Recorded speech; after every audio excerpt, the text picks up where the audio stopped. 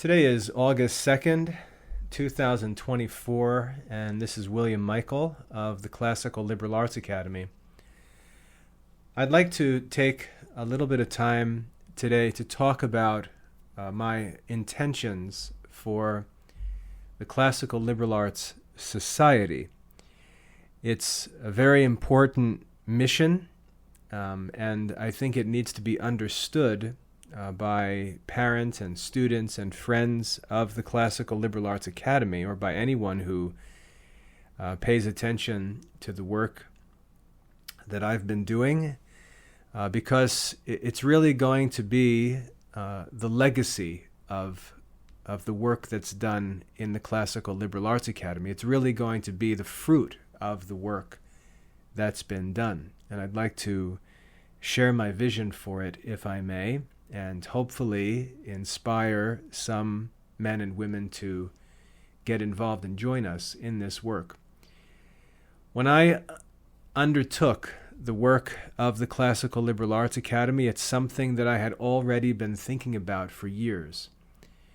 I've told this story many times, but I was a kid who was raised in a non-Christian family that was not intellectual at all, didn't go to church. I was just sent to public school, and yet, despite all of that, I was intellectually gifted, and my intellectual gifts were manifested through my participation in sports and in being a comedian.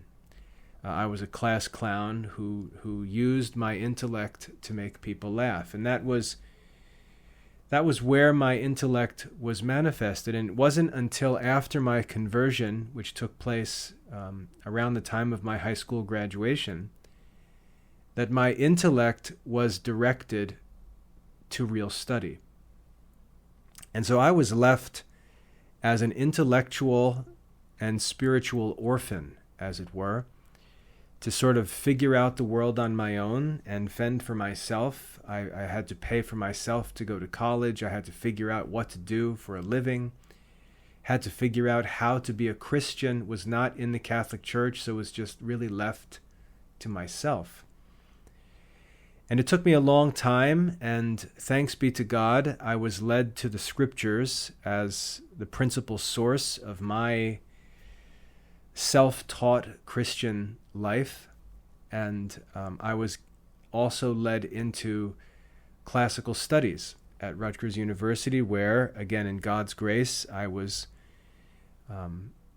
mentored by two or three really great scholars who were, I believe, Christian men, even though I didn't talk about those things at that time and wouldn't even have understood. But they reached out to me and introduced me to classical studies and to the work of education, and sort of put me on the path that God intended me to go on. And as I was studying as an undergraduate student and just struggling not so much with studies but with life in general, I just realized that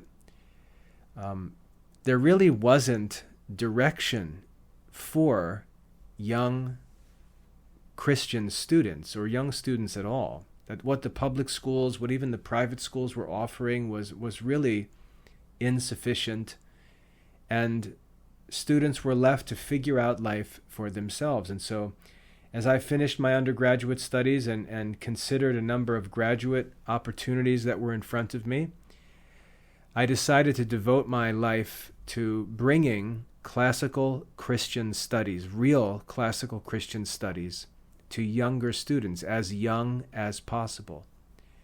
And so when I finished even before I finished my undergraduate studies, I began working as a school teacher to do this. My wife was working in elementary education as well, and this was our mission as far back as 1999. We were already working and getting started in this mission, although we could never have imagined where it would lead us to. But the mission was to provide wisdom and direction to young Christian students, not to take this position that important subjects should be left for college because it's too late, but to bring classical Christian studies down into the elementary and middle and high school years so that students are introduced to contemplative living before they make vocational decisions. It seems pretty obvious, but our current society doesn't do that. And so we got working on this. We were Protestants at the time, and while this educational work was developing, we were also growing spiritually and continuing to grow intellectually, and that led us to Catholicism. And in 2005, we decided to join the Catholic Church. All the educational work we were involved in at the time had to be stopped because we weren't able to convert to Catholicism and continue in our Protestant educational work. So it cost me a teaching position and sort of threw me into the abyss to figure out what I was going to do with my life. Thankfully, I was offered a job teaching classics here in Charlotte at a great school, which would have been a great lifetime position. But I was really motivated to give myself entirely to Catholic education. And I knew I couldn't do it in a Catholic school because they didn't serve the classical liberal arts. So I knew I had to start something on my own. And so I started the Classical Liberal Arts Academy in 2008. And that's how we got to the founding of the Classical Liberal Arts Academy. And I also want to say that when I decided to start the Classical Liberal Arts Academy, I had contacted the bishop here in the Diocese of Charlotte and explained my intentions and asked for permission, met several times with the Vicar of Education here in the diocese and was encouraged to go for it. So it was a truly Catholic undertaking with the blessing of the Diocesan Education Office. It wasn't set up to compete with diocesan education, but to create a new route, a new path, as it were, for real classical Catholic education, and hopefully to reform Catholic education, which is my long-term goal. Now, the problem with the work that was started back in 2008 was it was just raw. No one had a plan. No one really understood what needed to be done or how it could be done. The growth of the program was completely unscripted, unexpected, and we were wholly unprepared. And so much of the work that was done and has been done and continues to be done was work that was done by trial and error. The mission of the Classical Liberal Arts Academy was and is to research, restore, publish, and teach the classical liberal arts, and that really includes the entire classical Catholic curriculum.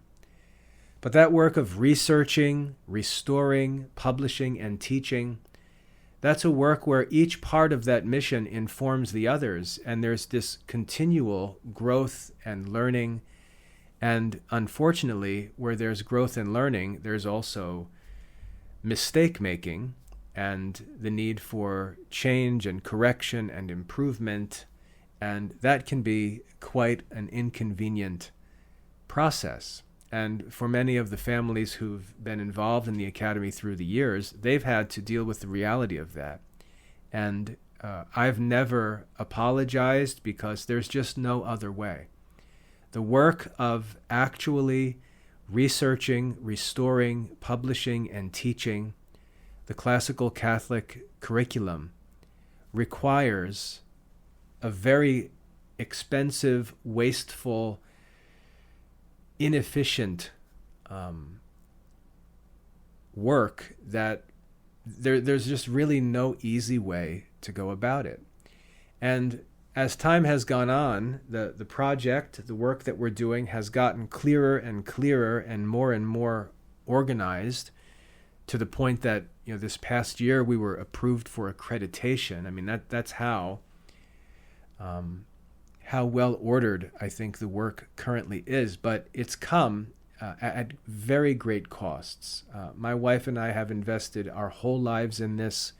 We've lost hundreds of thousands of dollars doing things and changing things and improving things and throwing out things that didn't work and starting from scratch when we learned something new. And that's just been the way the Academy has developed. And in given our circumstances, I don't see any other way it could have developed. And so, we don't look back with regrets or with any sort of displeasure.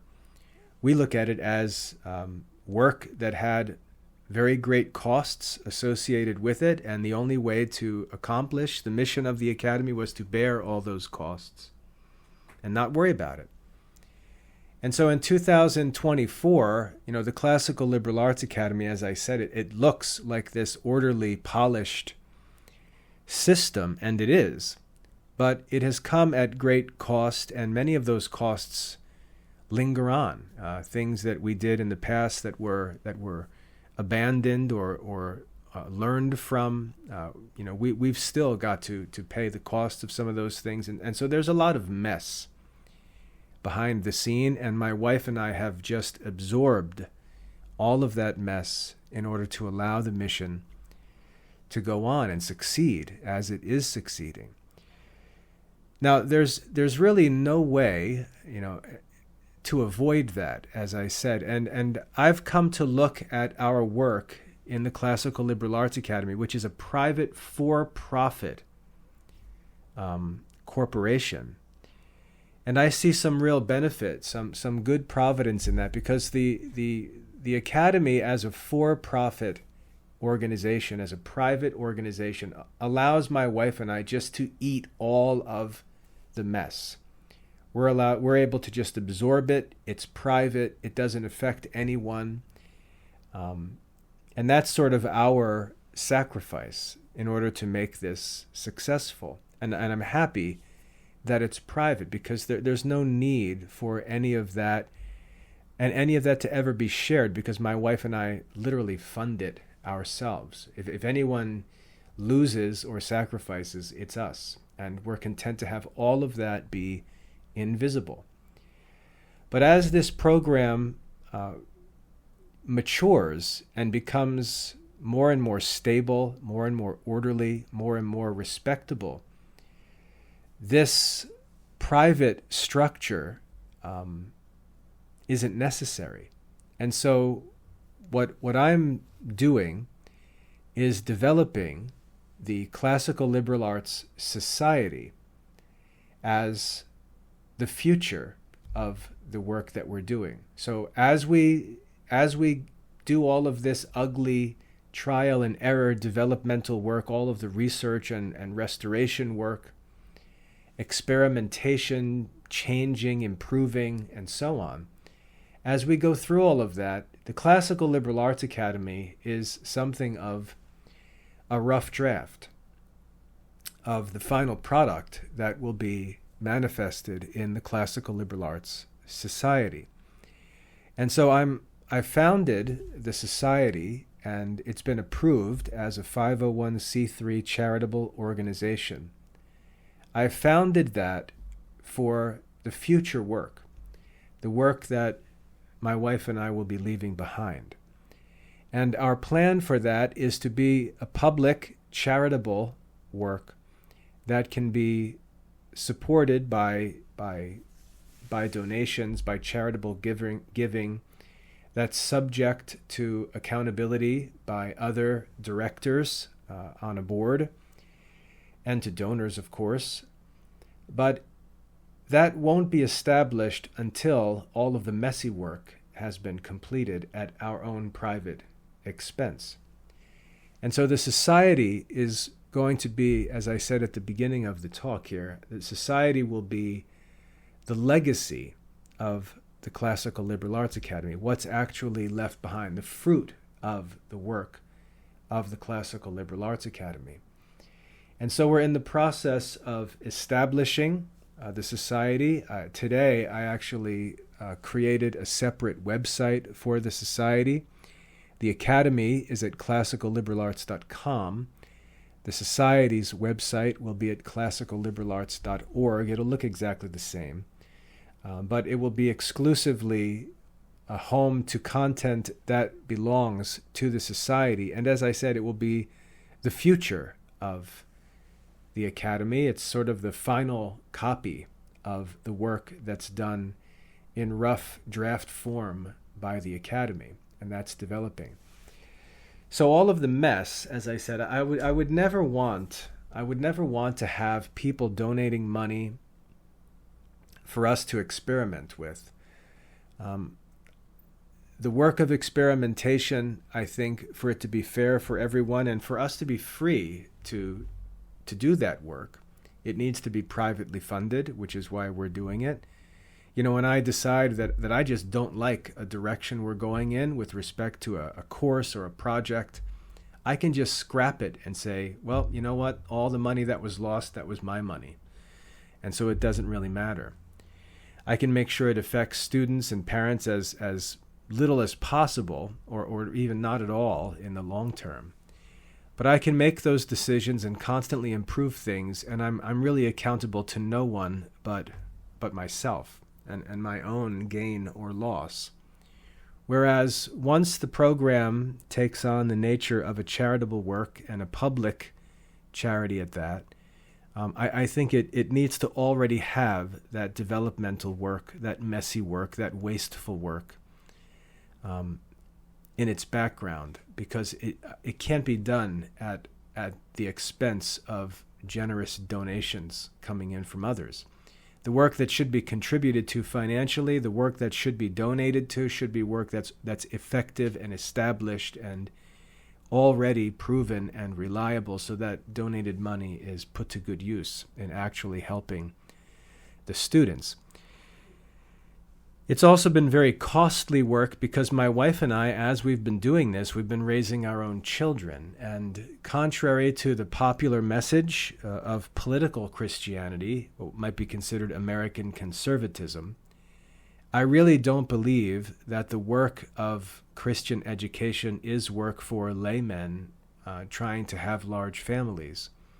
If we think about the Christian life, Jesus taught us in the evangelical councils that his way, the way of perfection, requires that one take up these evangelical counsels, namely voluntary poverty, chastity, and obedience.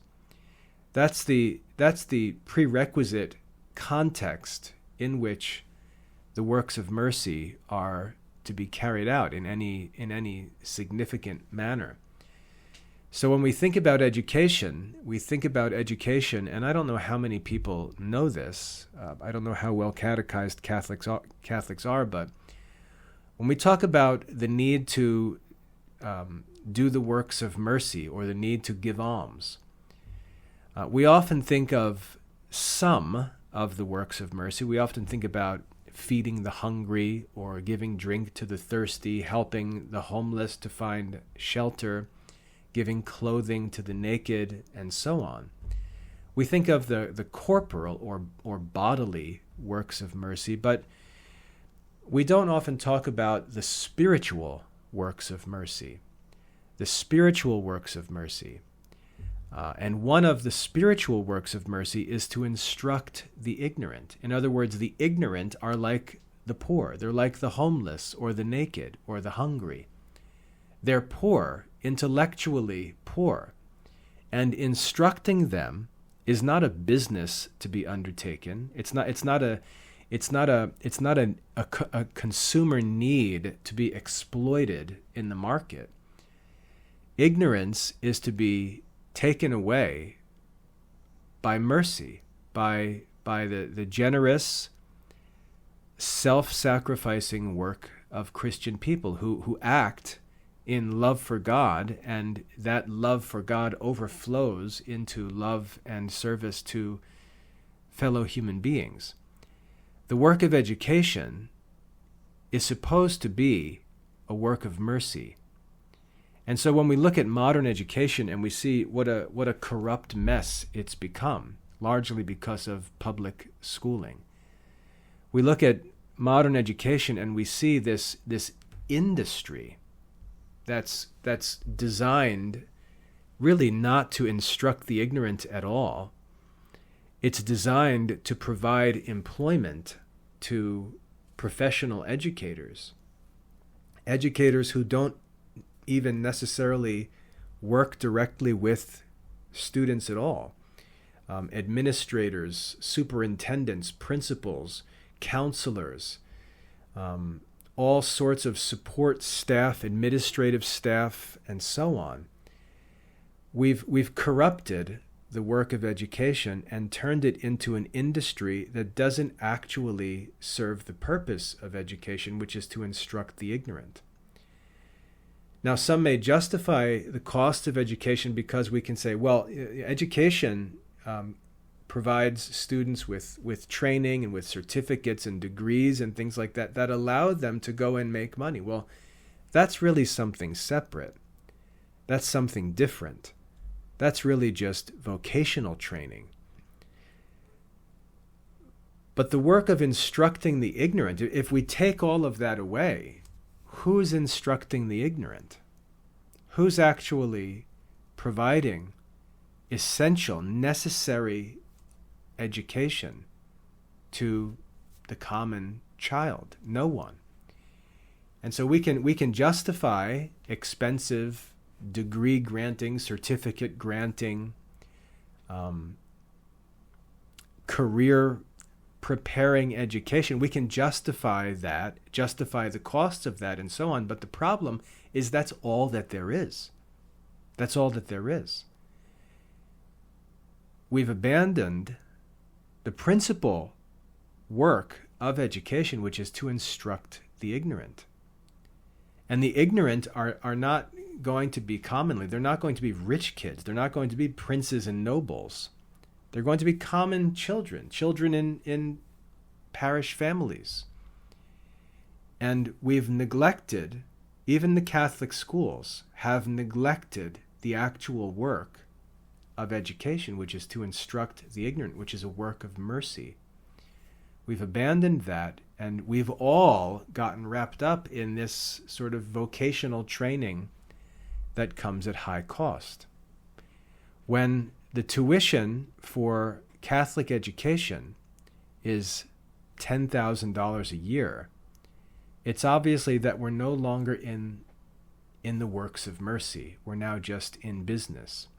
And our country, the American government, allows this by allowing for this non-profit organization that actually allows people to be paid very well. It's just because it's legally approved as a quote-unquote non-profit organization doesn't mean that it's actually doing charitable work. This is a corruption, an obvious corruption. Just because it's called legally a charitable organization does not mean that it's actually doing charitable work. And the challenge that we really face as Christians, the challenge that I want to undertake, is to actually restore education as a truly charitable work. And in order to do that, we have to not only provide excellent instruction, but we have to make it available at little or no cost to the ignorant, to the students, to the objects of this charitable work. Now, as I said, in the Classical Liberal Arts Academy, I have not been able to do that, and it frustrates me to no end. Now, I've worked in the academy to make education, excellent education, as affordable as possible. I mean, we've got our student plan down to only $25 per month, or $250 per year. That's pretty affordable. But we're really just scratching the surface, and the need for the tuition that we charge, remember, is needed by my wife and I, because we're still providing for a family. Because as I said, we were raised in this Protestant, not raised, but we came up as a married couple. We came up in this popular American conservative Christian culture where getting married and having lots of kids is said to be the way that you live out the Christian life. Yeah, that's true if we are redefining the Christian life as conservative democratic politics and we're trying to basically build the voter base. But that's not the Christian life. And again, this brings us back to our Lord, who models the Christian life as a single celibate man, who calls us to these evangelical counsels of poverty, chastity, and obedience for the sake of the kingdom of God. And so, these are things that my wife and I learned over time.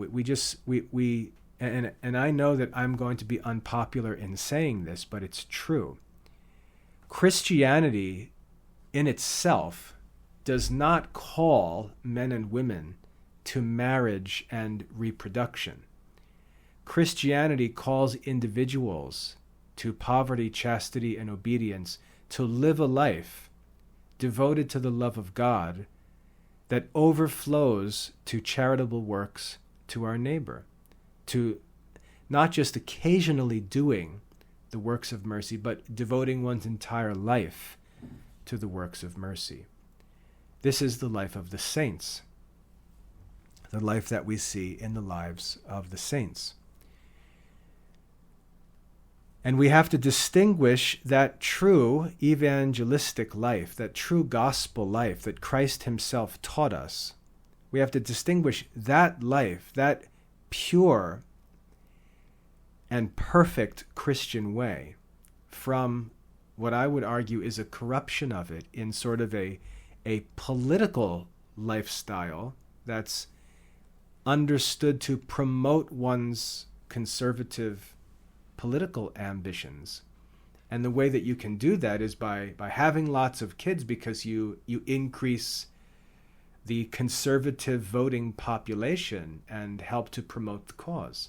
But I don't believe that that is the ideal way of life for those interested in the kingdom of God and the work of the gospel. And I know that will be unpopular, and I'd be willing to defend it from the Gospels, from the lives of the saints, from church history, from church teaching, and so on. The life of voluntary celibacy or virginity for the sake of the kingdom of God is taught explicitly by the church to be the most excellent state of life. That is explicitly taught at the Council of Trent, and the Council of Trent warned that anyone who says otherwise is anathema. And so we've got to be very careful that we don't get our politics, our political ambitions, confused with real Christian principles. And this is one of the reasons why we don't have vocations today, because we're raising political Christians rather than gospel Christians, rather than spiritual Christians.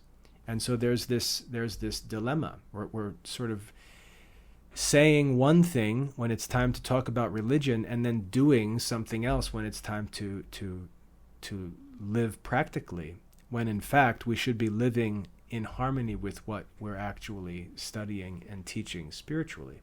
And we're not doing that as a generation, which is why there are no religious vocations. And we can boast of how many kids are being born and how big families are. We can boast about how well the Republican Party's doing in the polls, but there are no priests. Monasteries and convents are emptying. They're closing. While we celebrate political victories, we're actually suffering religious losses and defeats. And we're going to face a real dilemma when we've got all of these Christian families with tons and tons of kids and no priests to offer any sacramental ministry. It's an unsustainable worldview that's very short-sighted and materialistic.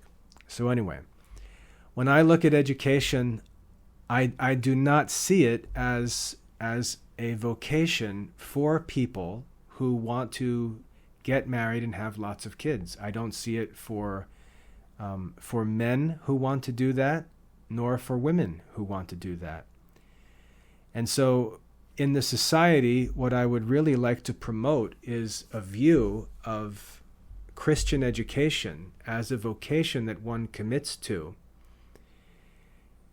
where one seeks to take up the evangelical counsels of poverty, chastity, and obedience, and they're relative, of course, because one can be a layperson, one can be married, and pursue the evangelical counsels to a degree. And that choice to pursue such a thing to a degree is the challenge that Christian education is going to face. Catholic education, sorry for the background noise, Catholic education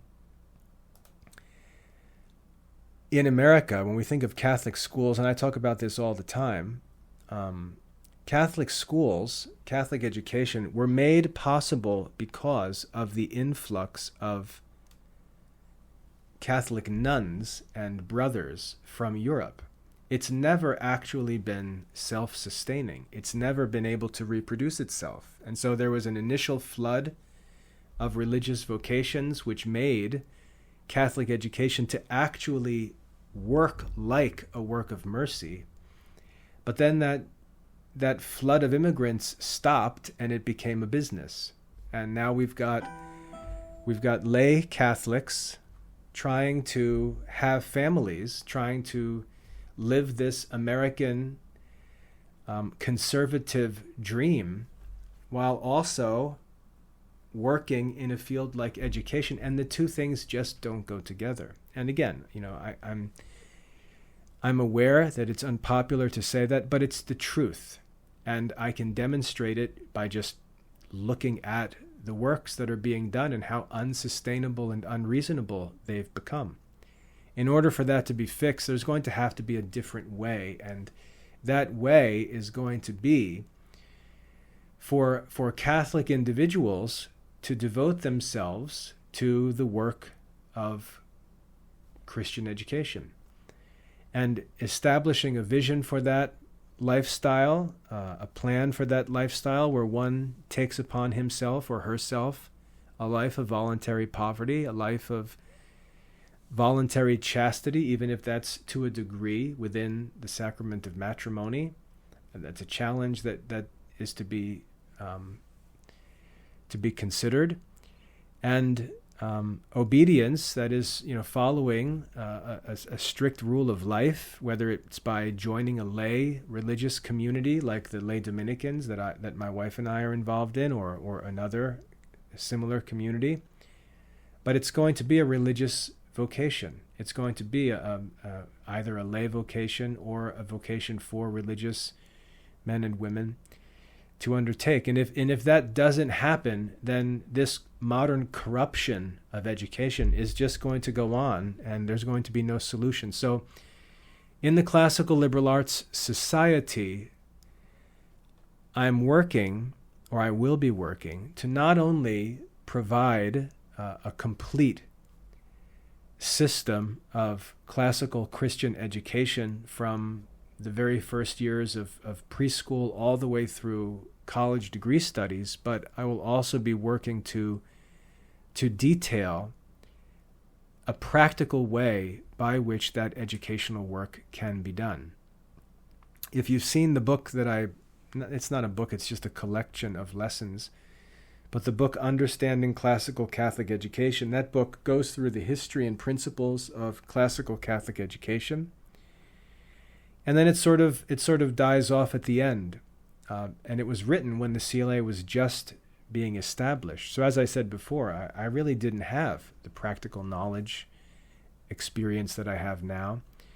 And I can see that a second half of that book needs to be written where I get into the actual practical execution of this vision for education, which as a 49-year-old man, I can see how it needs to be done, especially as my own financial burden lightens as my children become adults. But I can see the practical vision that needs to be explained and worked out in detail. And, I plan to undertake that work and add a second half to that book. This is actually the reason why I'm studying at Harvard right now is to get rolling with this research and writing, to not only revise and improve what has already been put together in that book, Understanding Classical Catholic Education, but to continue and finish it and leave behind something of a complete manual on the principles, history, and execution of classical Catholic education, something like a ratio studiorum that the old Jesuits had produced. But anyway, that's the vision for the Classical Liberal Arts Society. It's going to be the fruit of the work that's done in the Classical Liberal Arts Academy. It's going to be efficient by the time that it's established. It's going to be something that can be supported by the financial contributions of benefactors and friends. It's going to be something that can actually be offered as a work of mercy to children or to students of all ages, really. It can be offered as instruction for the ignorant, a work of mercy, and not as this mercenary business opportunity as education is looked at today. So that's the vision for the society. That's why I think a completely new organization needs to be established. I'll continue to do all of the messy, expensive, inefficient work of research and restoration and working out the practical details. I'll do that all at my own private expense in the academy. And then as things come together and polished products are established, I'll move them, basically donate them to the Classical Liberal Arts Society and allow the society in the future to offer the finished product really at little or no cost. So that's the vision that I have for all of this. The ugly work will be done in the academy over time throughout my life, and God willing, when I'm ready to die, it'll all be left behind in polished form as a final copy, as it were, as the Classical Liberal Arts Society, and then being established as a charitable organization, hopefully being managed by other men and women who are members of a board of directors. It will be able to carry on. I have no hope. I have no optimism that it will be able to do so. I believe the corruption of education is inevitable, but I leave that to God to possibly raise up men and women who can maintain such a vision for education and allow it to operate as a work of mercy rather than corrupting it and trying to turn it into a business. So that's my plan for how I can do my part, and then hopefully the society will be able to continue when I can no longer work, because those days are coming. So anyway, I wanted to take time and talk about the vision for the society, how it differs from the academy, what I see the academy's work being, its role in sort of this transition from chaos to something beautiful. It's sort of, I told my wife, I don't know if you drive on interstate highways, sometimes if you're going through hilly areas or mountains, you'll see these emergency brake ramps that are built in the mountains for trucks that get going downhill and lose their brakes or can't slow down. There are these ramps that shoot off to the side of the road, and they run up the mountainside, and they're covered with a deep bed of stone, so that the big 18-wheelers can just turn off the highway, hit these ramps, and then run into this cushion of stone to slow them down. And I explained to my wife that idea of that emergency ramp is sort of what the Classical Liberal Arts Academy is in my mind. It's where this wild animal of modern education can get off that highway and stop and get itself under control, fix itself, and then move forward after it's been brought under control and all of the problems fixed. So The CLAA, the Academy, is going to continue to be just that crash zone where we take all of the problems of modern education and culture and we let them just exhaust themselves, and we replace them with a corrected practice, corrected content, and then issue that forth in the Classical Liberal Arts Society when it's all worked out as something beautiful and permanent that can remain and be conducted as a charitable work. So anyway, that's the vision I have. I hope I've explained that clearly. So if you're wondering what the differences are, you can now understand. As I said, I've established a website for the society. I'm going to add content little by little. Again, it's going to be sort of a polished, permanent form of the Classical Liberal Arts Academy and Classical Liberal Arts College as they develop. So it's going to develop slowly, but I'd like to invite you to visit it, to bookmark it, and to consider making a contribution or a commitment financially. As I said, that money contributed to the Classical Liberal Arts Society will not be paying anyone's salary. All of the private business side of things will be handled by the Academy over time. The society will be exclusively devoted to Catholic education as a work of mercy. Right now, one of the first projects that the society will support is Classical Catholic Radio, which just begins to restore something of a classical musical culture that begins to create the environment in which this educational system can develop and grow.